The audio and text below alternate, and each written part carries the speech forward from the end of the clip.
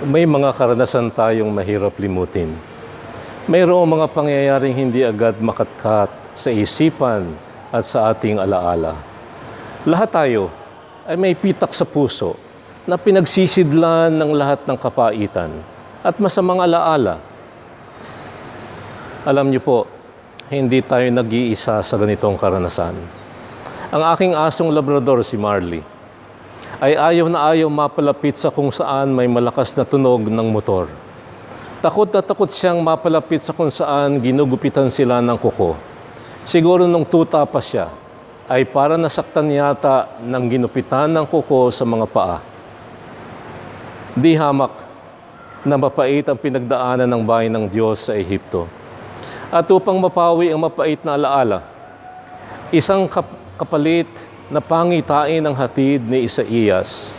Ang kanyang mensahe ay walang iba kundi paano nilupig ng Diyos ang malaking hukbo at nilipol ang kanilang mga kabayo. Ano ba ang puno at dulo ng payo ng Diyos? Ang mga nangyari daw noong unang panahon, ayon sa aklat ni Isaías, ilibing na sa limot, limutin na ngayon.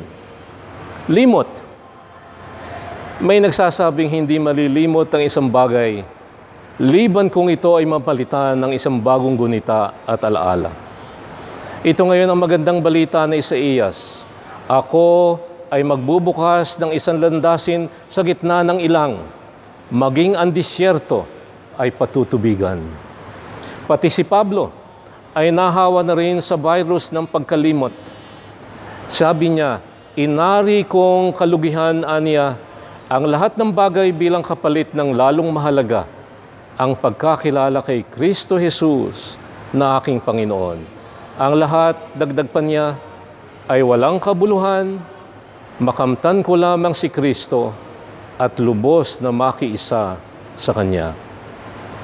Dalawang katagaan namumutawi ngayon sa ating labi. Limot at lugi. Dapat nang ibaon ng ibang bagay sa puntod ng pagkalimot at ituring na lamang ang lahat bilang lugi kumpara sa bagong yamang hatid sa atin ng Panginoon. Sa buhay natin, kung tayo ay laging mananatili sa masamang alaala, tayo ang lugi.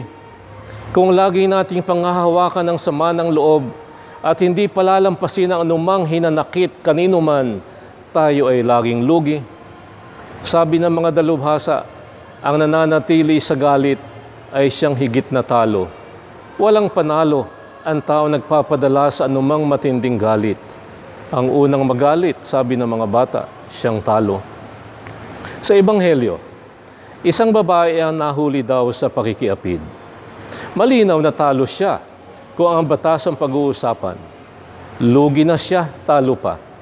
Kahit may isa pang lalaking kasama niya sa paggawa ng kamalian, ang babae lamang ang lugi ayon sa kultura ng mga Israelita noong panahong iyon. Lugi na siya sapagkat wala ang kanyang kalaguyo, ay talo pa sapagkat sinangkalan siya ng mga Pariseo para subukan at sukulin si Kristo. Hindi nila pakay ang itama ang mali, kundi ang gumawa pa ng isang kamalian, ang hiyain ang Panginoong Hesukristo. Lugi na, talo pa. Wala siyang panalo, walang kakampi. Tiyak na bitay sa pamamagitan ng pamamato ang kanyang kapalaran. Minsan sa buhay natin, para tayong ganito, kinalimutan na ay lugi pa. Walang masulingan, walang malapitan. Dumadaan sa buhay natin ang karanasang tila wala tayong kakampi. Sabi ng isang manunulat sa Ingles, nagdaraan sa buhay nating lahat ang pagkakataong tila pinatay ng Diyos ang lahat ng ilaw sa ating buhay. At sa pagkakataong ito, ay wala tayong pag-asa.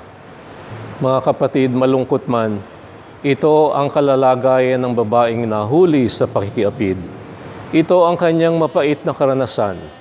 At dito naging makabuluhan ang sinabi ni Isaías, ilibing na ang lahat sa limot, kalimutan ng lahat, magsimula tayo ng bago. Dinala siya sa harap ni Jesus. Wala siyang sinabi at tumungo upang magsulat sa lupa. Naglista siya sa buhangin. Lista ng utang na hindi nasisingilin. Lista sa tubig, kumbaga. At nagwika ang Panginoon ng kataga ng pag-asa. Ang sinumang walang sala ay siyang unang pumukol. Sino sa atin ang walang sala? Sino sa atin ang hindi nagkamali? Sino sa atin ang hindi nadulas at nahulog sa malaki o maliit mang kamalian? Walang tuminag, walang nagtangka, walang nagmalinis. Ang lahat ay buking sa katotohanan, lahat ay may sala. Unti-unti silang nag-alisan. Naiwan si babae kasama si Jesus. At tumingala ang Panginoon. Ang kaisa-isang pagkakataon liban nung siya'y nasa krus, nang ang Panginoon ay tumingala at siya ay nagwika. Wala bang nagparusa sa iyo? Hindi rin kita parurusahan. Humayo ka na at huwag nang magkasala. Limot na. Borado pa ang lahat. Ang dating lugi at talo ay naging wagi. Wagi ang may pag-asa. Wagi ang may tagapagligtas. Wagi ka hindi talo kung kapiling mo ang Diyos. Ang gawa ng Diyos ay dakila, kaya tayo ay natutuwa.